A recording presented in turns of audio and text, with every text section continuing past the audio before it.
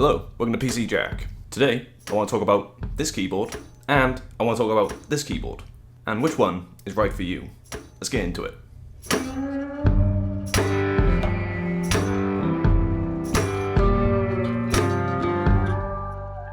So, a couple of months back, as you may remember, I published a review on the Corsair K65 RGB Mini. While my review was pretty positive at the time, and only with a few minor gripes, after a couple of months of using it down the line, I've kind of changed my mind. And that is where this keyboard comes in, the Durgod Taurus K320 TKL. So what I wanted to do today was take a detailed look at why I'm replacing the K65 with this TKL keyboard, and also help you guys if you're on the lookout for a sub full size keyboard and you're not quite sure which one's right for you. As I mentioned, I've already reviewed the K65, so I won't retread the points from that previous review, but I will simply look at the actual pros and cons of this form factor for a keyboard. But if you were looking for more detailed information on this keyboard, then I'll include a link to the video in the description. So to start, let's take a look at the K320.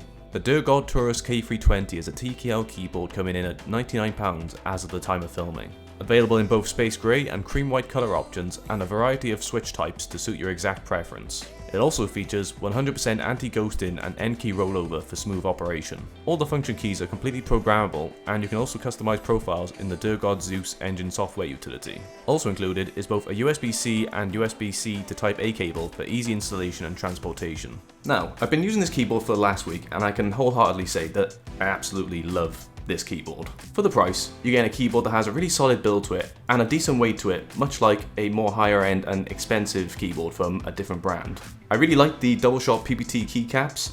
They have a sort of non-gloss feel to them, which is actually really comfortable to type on. Additionally, while it's quite a small detail, you may notice that the spacebar has this slight curve to it, and if you're anything like me, when I have my fingers over the WASD keys, I tend to rest my thumb on the spacebar, and that curved edge just really adds to the ergonomics of this keyboard.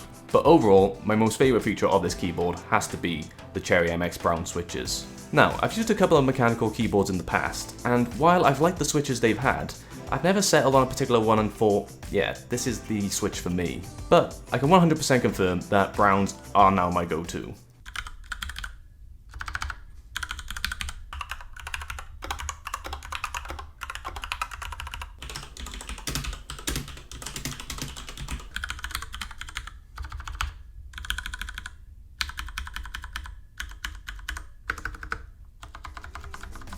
Now, obviously, that's going to be subjective, and you may say, Cherry MX Reds all the way, or how are you going to know if your friends are in the Discord if they're not clicking away with their clicky blues?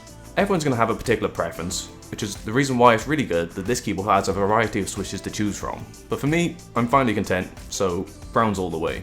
Now, as much as I love this keyboard, there are still certain drawbacks. Firstly, while I'm not fussed when it comes to RGB, I do appreciate a bit of subtle backlighting on a keyboard, which this keyboard lacks completely. If you're someone that likes RGB or even a bit of backlighting on your keyboard, then this may be a consideration you should have. Now, while manufacturers are obviously going to brandish their products with their own logos, I would have appreciated if they didn't put the Durgod logo right on the bottom right at the front. Personally, I would have liked to have seen this perhaps on the side of the keyboard or on the back, but not a massive gripe overall. Additionally, while the included USB-C cable has a special plug design in order to reduce movement and support the cable, personally I would have liked to have just seen a regular USB-C cable because it's generally the most easiest cable to unplug and plug back in. However, I do understand the design purpose of it, but I just thought it was still worth noting. But besides that, I need to answer the main question, which is the pros and cons of going with a TKL keyboard or going with a 60%er. So let's talk about 60% and my experience using the K65 from Corsair and my experience with it a couple of months down the line. While 60% is great to use for gaming, for me it suffered when it came to anything else. Having to use the function keys became quite tiresome just for even basic tasks. For example, if I wanted to use the Windows shortcut for moving and resizing windows, I'd have to use the function key as well as the Windows key and the dedicated keys for the arrows in order to just do that simple task alone. The deal breaker for me though is how much I've been relying on using arrow keys when doing something like video or photo editing, and having to rely on the function key just really reduced my workflow.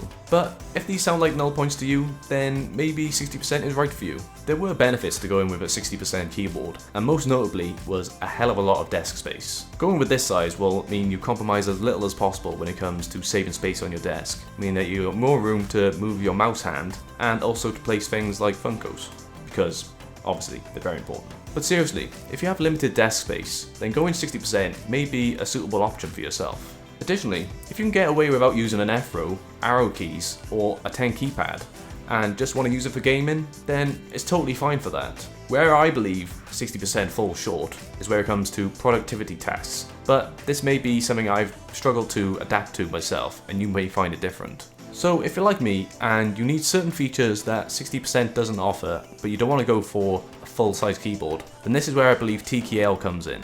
Going for a TKL keyboard means that the most obvious change is going to be the fact that you don't have a 10 keypad. I only use a 10 keypad for data entry, and I only do that in my full-time job, but at home, I only need to be able to do gaming and video editing, so I can totally get away without a 10 keypad. Besides that though, there's very little lost over this compared to a full-size keyboard.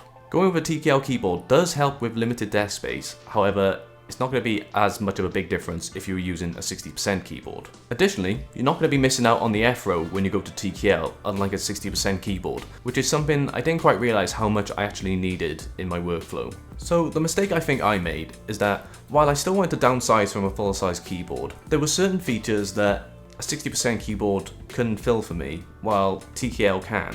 So I kind of overstepped from full-size all the way to a 60% without even considering the benefits of a TKL keyboard. As I explained, there's pros and cons to both, and it's totally going to depend on your use case for either keyboard. Do you only game and absolutely nothing else? Then maybe 60% is right for you. Do you also game but also use your system for more productive tasks and still you need your F-row, arrow keys and more? Well then maybe TKL is the one you need to think about. Personally, I believe TKL is the one for me, and the difference that this keyboard has made to my workflow is absolutely substantial, but it's always worth exploring your options. And hopefully, by me sharing my experience, it should help you guys in making the right choice and choosing a keyboard that's right for you. Or maybe you'll go 65%, but that's another topic for a different video. So, that's it for today's video. What's your go-to keyboard size? Let me know down in the comments below, as well as what you think of the Durgod Taurus K320. I'm really impressed with it, but I'd love to hear what you guys have to say. If you enjoyed this video, then please feel free to like and subscribe for more videos on the way soon. Thank you. I'll see you next time.